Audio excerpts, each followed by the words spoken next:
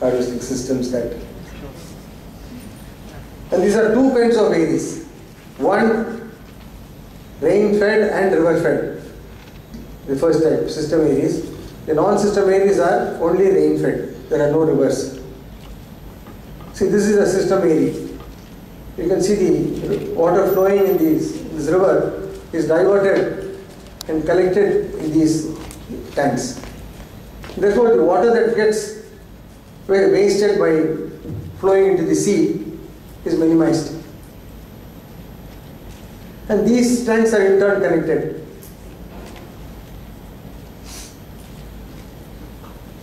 And this is a non-system area which does not have a river. It has its own catchment and collects water. Yeah, in this third time period, the destruction started. Thanks to our British rulers, I think you had French rulers, we had British rulers, who completely destroyed the systems. Because essentially, these irrigation tanks were managed by the village community. That's the most important thing, which the Britishers did not like. They didn't want power to be in the hands of people. So on one fine day, they created what is called the Public Works Department and said, we will manage the irrigation tanks. And therefore people lost interest in them. They said government will take care. But government did not take care. So, see, every year these irrigation tanks will have to be desilted. That is one important activity that will have to be carried out. But that once the government took over these water bodies, that was completely lost, that habit. So these tanks got silted up. And effectively the volume came down. Volume of these water bodies came down. And even after a small rain, it started overflowing. And so on. This desilting also gives them topsoil, which is very fertile in quality and so on. So the area system is in a state of disrepair. A few industries have been constructed on these water bodies. In several others, effluents is being discharged. And there comes the role of environmental engineers.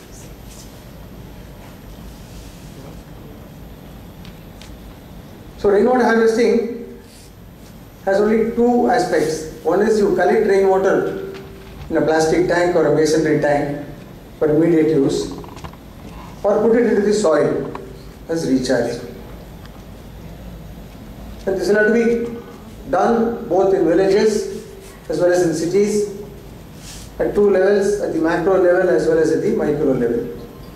Macro level by the government, and micro level by us.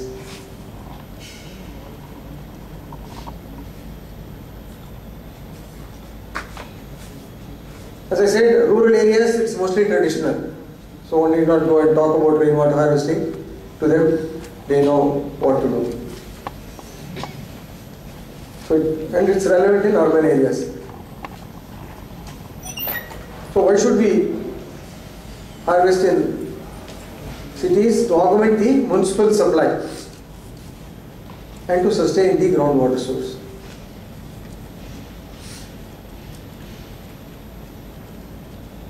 And what should the government do to sustain the municipal water supply? Because they get water only from 4 irrigation tanks that I was just mentioning.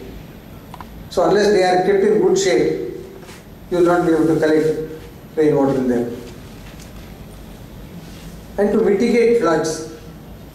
See, floods happen, as I told you before, by people not harvesting rain.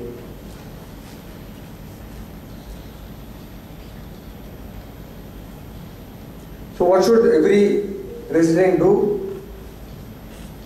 One is called rooftop harvesting, because it rains only in 2 places. One is the rooftop, and then all around your built-up area.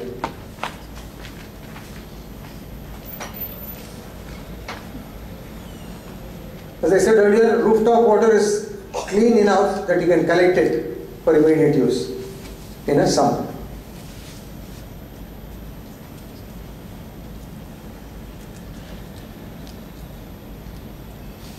What do you do? How do you do it? You interconnect the pipes that come down from the roof, right?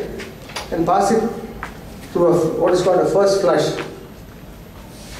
and collect it in a sump or a filter. I'll tell you what a first flush is. And the overflow to an open well, if there is one. Now this is what is called a first flush. So what you do is you put a dummy pipe and close it at the bottom, so that the first water, the first rain that brings down all the dirt. So that water is collected in this pipe, for the entire length of the pipe. And once this pipe is full, water starts flowing through this pipe. And you have another sand filter here, and this is the sump for collecting.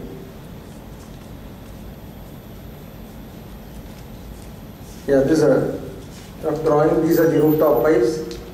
They are interconnected, and through a filter you collect it in a sump, and then the overflow, put it into an open well. In the absence of an open well, what do? We create what is called a recharge well. It will be like this. It's made out of cement rings, and the diameter can vary from 3 feet to 6 feet. These rings are readily available in the market. So all you have to do is to dig a hole and then put these rings one on top of the other. The depth crucially depends on the nature of the soil. Morning there was a talk on soil. So we should know what the soil is. It should be reasonably permeable, so that whatever water you put in should go further, should go down further.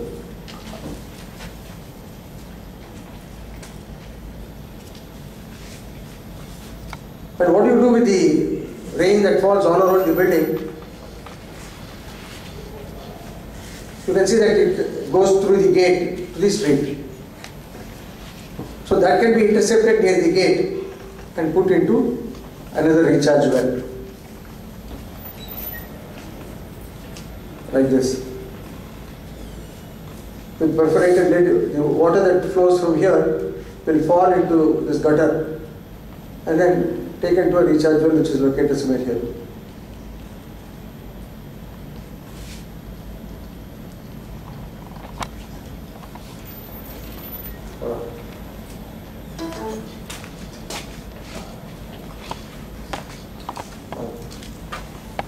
Yeah, so this is the drawing of a multi-storage complex where the rooftop water is put into the open well through a filter, and the driveway water is intercepted near the gate by means of a gutter and put into a recharge well.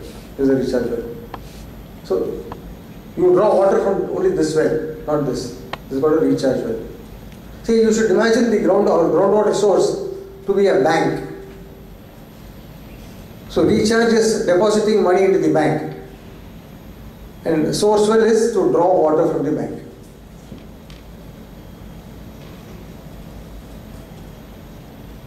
So what should the government do? They should harvest the urban runoff, the rain that falls on streets, and revive all the water bodies.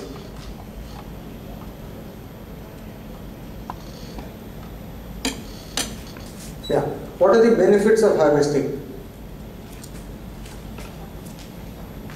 Improvement in quality and quantity of groundwater, and reduction in the occurrence of floods.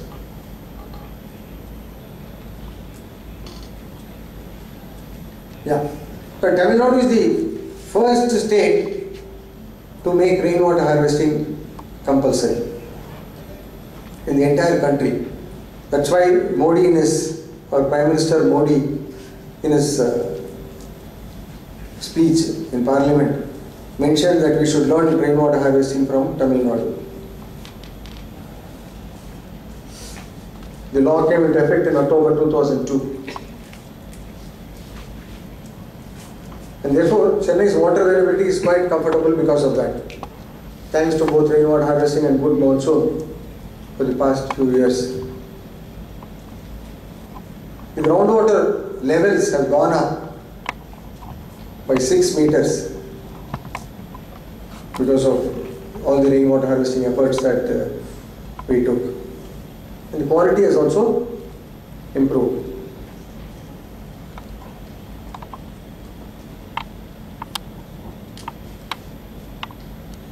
Yeah, this is the graph that shows how the improvement took place. This was the water levels in July 2003. And these are the water levels in January 2006. Same place, same places readings were taken. These were taken by our Metro Water Department. So this clearly shows that the water table went up because of all the harvesting that people did.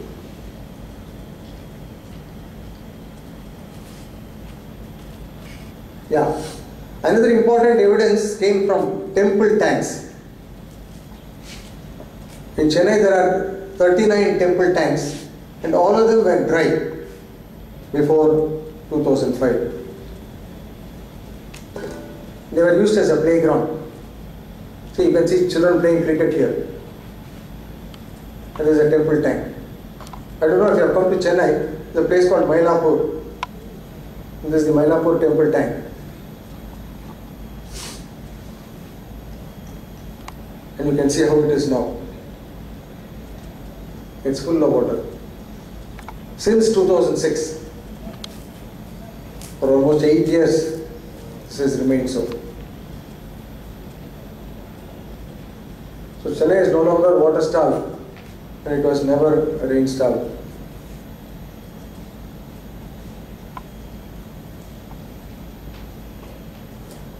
And the three important mantras for water management are rainwater harvesting to sustain your sources, and wastewater reuse and recycle. Wastewater, what I mean is the grey water or the sillage. The water that is used for bathing and washing clothes can be very easily recovered by putting it into a banana plant and so on. There are ways of doing it. And the third important mantra is to learn to live with less water.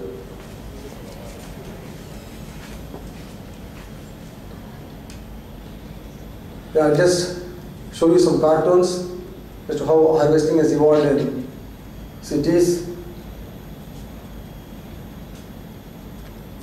We are taking some water for cooking, some more water.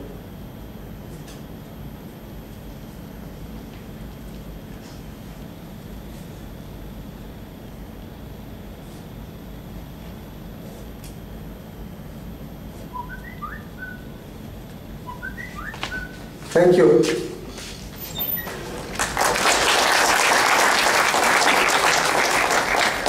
If you have any questions, I don't think you will have. In case you have, you can ask me.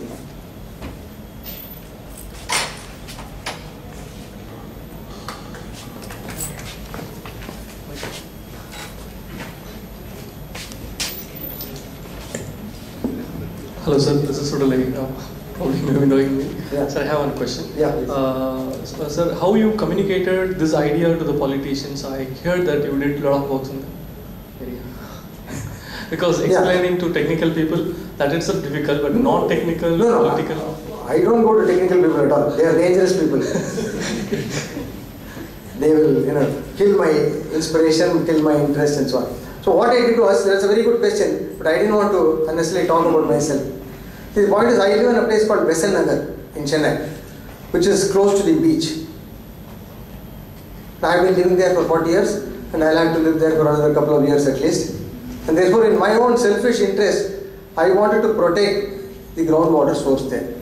What people were doing is construct apartment complexes and started paving the entire courtyard, driveway, not allowing rainwater to percolate and so on. But I knew that if people keep quiet, rainwater will get harvested on itself, by itself.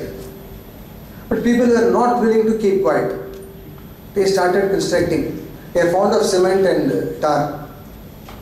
So as a result, water table started depleting. And living close to the sea is a very dangerous thing. It's something like cutting a goose which lays golden eggs.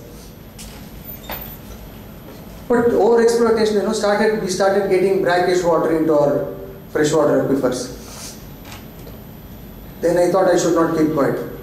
So on every Sunday or a holiday, I used to take my bicycle, select one road in Besanagar, go to each and every house and tell them how important rainwater harvesting is and how important water to go down. So they should allow water to go down the soil. But people are obviously, the educated urban elite will not listen to me. Because they felt that they know everything and there is nothing new to learn. So it took me 3 years to convince them. I tried different tricks which I don't want to take your. So different tricks, finally they sort of got convinced. Then they started calling me, then they started... Excuse me sir, sorry for interrupting you. That trick only we need sir. No, what I did was my son was studying in a school. So I went and met the school principal. Because people will not even allow me in their apartment complexes. The watchman will send me out. The watchman will say, as if I am a salesman trying to sell something, he will say, sir, I will not enna vana? Na enna kondu vandirukren? He will say, vana. Then I will educate the watchman. He will be from a village. He knows much more harvesting than what I knew. So I will come out. So this went on for 3 years. So as somebody will say, bitten by dogs and beaten by watchmen, I was roaming around. Then I went and met the school principal where my son was studying. So I told him, I requested him, sir, write a letter to all the parents who live in this area and tell them to allow me inside the complex. I will convince them. So that worked. Over 25-30 parents sought my help and I was able to go and convince them. Then it spread. Then another trick that I tried, we have this neighborhood newspapers in Chennai. I don't know whether you have it in Pondicherry. Every area will have a newspaper called Adyar Times, Mylapore Times, T Nagar Times and so on, which is distributed free of cost. So everybody will pick it up. Anything free, people will pick it up. And then I went and met the editor. I told him, say, I am involved in such a serious campaign, door-to-door campaign, and he should write about me. He said, yes, why not? So he wrote about me and then people read that article. Only then it started picking up. So urban residents are very dangerous people, particularly the educated ones. Then it spread to the other parts of the city. There is a paper called Hindu. So they started writing a series of 3 articles and so on. Then it spread to other parts of the city and then I was called to other parts. And then in June 2001, the ADMK government came to power. Then our CM appointed one lady as the Secretary Water Supply. She was a very committed, I don't want to mention her name, very committed, sincere person. I knew her because she was 2 years junior to me in school and so on. So then she called me and said, I've been made the secretary, so I'm going to form a high-level committee to take rainwater harvesting forward. I want you to be in the committee. I was surrounded by AS officers. Imagine. So every Monday morning, every week, we will start with a meeting on rainwater harvesting. So for about a year, there was a massive campaign. What I was trying to do in a small area like Besanagar, the government wanted to do it in the entire state. A lot of awareness raising campaigns were done. School rallies, human chain, this, that, everything was done. Every bus had a board, let us harvest rain, and so on. So that was a massive campaign done by the government. Then we told our Chief Minister that we are starting a rain center, she should come and inaugurate it. So she was willing to do it. It was in a small street. Because that showed her interest, her involvement in rainwater harvesting. She came and inaugurated. So on that day, we got wide publicity. Every media channel, visual channel, every print media carried the news of the Chief Minister inaugurating a rain center. And the same evening, She said, I am going to make rainwater harvesting compulsory. So within 2 months, she brought in this law. August it was inaugurated. In October, the law came. She said every house, old or new, should have rainwater harvesting in it. And she even threatened that the municipal supply will be cut if you don't have harvesting. She gave 1 year time. Not that she wanted to get it done in a month. 1 year was given. And then people, it was almost good compliance. The government claimed that 99% had complied. But we did a survey and found out that only 50% had done a good job. Even with this 50%, the groundwater levels, went up. That is because in 2005, I don't know where were you, Chennai and Tamil Nadu received a good rain, a record rain, a 50-year record rainfall in 2005. That changed the scenario from water deficient to water surplus. You come to Chennai and peep into any open well, you will see water. I also wanted to talk to you about different groundwater level and so on, but I will not take much time. So let me just conclude. Because see, groundwater people don't realize it's in 2 discontinuous layers. I don't know whether you have water resources engineering as part of your curriculum. One is the shallow aquifer found in the alluvium, and one found in hard rock area. These are discontinuous layers. By harvesting rain, you cannot sustain your deep source, because the deep source is through fissures and so on. So our rainwater will not percolate below rock. So open wells are very, very important. Our future lies in open wells, dug wells, because it is the shallow aquifer which is going to be replenished every year. And therefore, and the quality of water, as somebody was saying this morning, one speaker was saying, the top water will be better than the bottom water, because it is less dense, the other one is more dense. So this will float, fresh water will always float. That's why if you close to the beach also, if you dig 3 feet, you will get good water, because fresh water will be floating there. So this open wells are a very important thing. People should go in for open wells, though it may be expensive. And your deep bore wells are a dying source. One day or the other it's going to die. From 200 feet we have gone up to 1000 feet now, because every fissure is now getting dried up. So we are going deeper and deeper. We may get oil one day. Thank you.